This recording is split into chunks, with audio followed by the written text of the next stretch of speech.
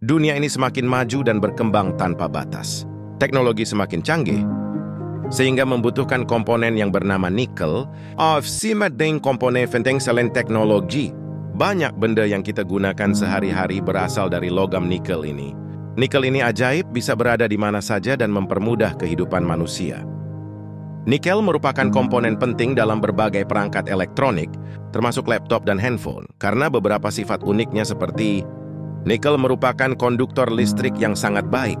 Nikel juga memiliki sifat tahan korosi yang sangat baik, sehingga komponen yang terbuat dari nikel atau dilapisi nikel dapat bertahan lebih lama dalam lingkungan yang lembab atau terkena berbagai jenis zat kimia.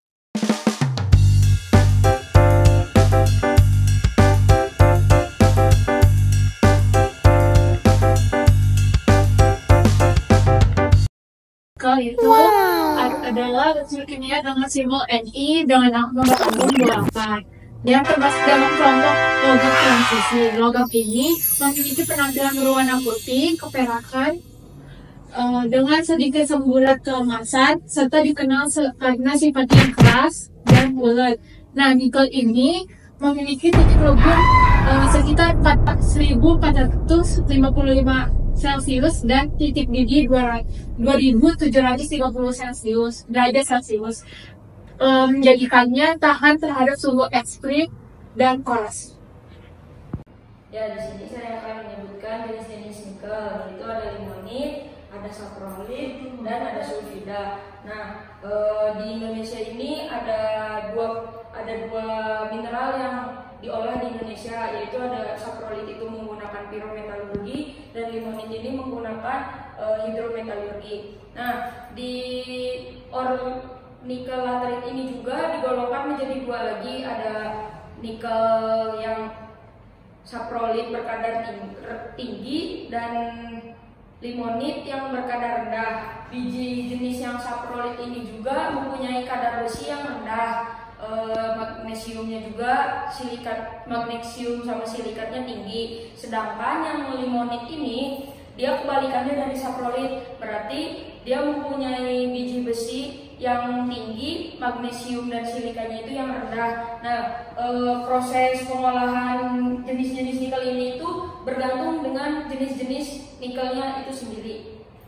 Nah, kali ini kita membahas zona nikel laterit. Ya, tadi seperti dibahas oleh Caca, di sana tuh terdapat 3 jenis nikel.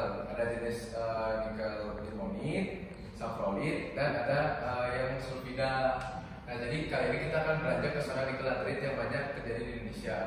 Kita bisa lihat gambar di sini itu merupakan persebaran dari nikel laterit di tanah. Kemudian kita bisa lihat di sini ada nikel, kobalt, besi, dan magnesium. Nah, kita lihat dari yang limonit. Nah, di limonit itu kadar nikelnya itu rendah dan kadar Fe-nya tinggi, sehingga dia harus diolah menggunakan hidrometalurgi. Karena ketika kita menggunakan pirometalurgi, itu konsumsi untuk melebur si nikelnya ini akan habis termakan oleh Fe.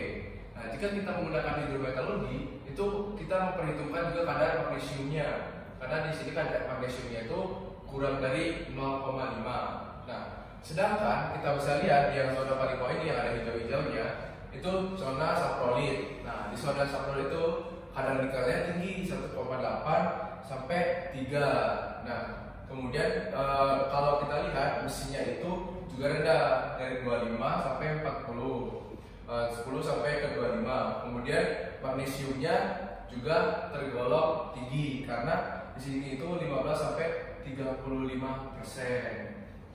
Nah, karena hal ini juga kenapa di saprolit ini tidak digunakan metode pengolahan menggunakan jalur hidrometalurgi. Karena jika kita menggunakan hidrometalurgi, itu reagen yang kita gunakan akan habis termakan oleh si magnesiumnya, sehingga si reagen tersebut tidak akan terkena kontak langsung dengan nikelnya, sehingga nikelnya tidak bisa langsung terlindih. Nah, maka dari itu di saprolit ini menggunakan jalur pirometalurgi. Gitu. Seperti kita ketahui, dalam pengolahan biji mineral apapun, kita perlu melakukan crushing dan blending untuk mencapai luas permukaan yang ideal untuk mengolah biji. Kita lakukan crushing pada pengancuran primer dan grinding untuk pengancuran sekunder. Setelah biji mencapai peradangan ideal, kita lakukan pemisahan flat flotation untuk memisahkan biji sulfida dan biji oksida dengan menggunakan bantuan reagen-reagen seperti kolektor, floater, depresan, dan lain-lain. Setelah itu, biji konsentrat dari hasil flat flotation masuk ke proses drying. Di proses drying ini, moisture dari biji-biji itu akan dikurangi sampai sekitar di bawah 20%. Hasil dari drying ini mendapatkan konsentrat yang bentuknya seperti ini. Konsentrat ini kemudian masuk ke bagian roasting. Di roasting ini, nikel sulfida sifat S itu akan disemprotkan udara agar biji berubah dari sulfida menjadi oksida. Sulfida tadi akan ditangkap untuk diolah ke area limbah. Lalu masuk ke proses smelting.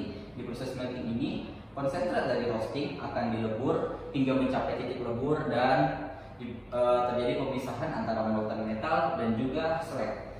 Di sini juga akan ditambahkan flux untuk membantu proses-proses smelting untuk menjadikan konsentrat nikel. Konsentrat nikel di sini memiliki kandungan sekitar 26% nikel dan 70% Fe. Lalu kita masuk ke converting. Nikel yang dari smelting ini kita masuk converting untuk dilakukan penyemprotan udara dan penambahan SiO2. SiO2 ditambahkan untuk mengikat Fe yang ada dalam konsentrat hasil smelting ini. Hasil dari produk smelting ini adalah ferronikel NPI. Sedangkan hasil dari converting ini akan menjadi nikel mate dengan kandungan di atas 70% Ni. Fe-nya sudah terikat dengan mineral silika dan hasilnya adalah nikel mate.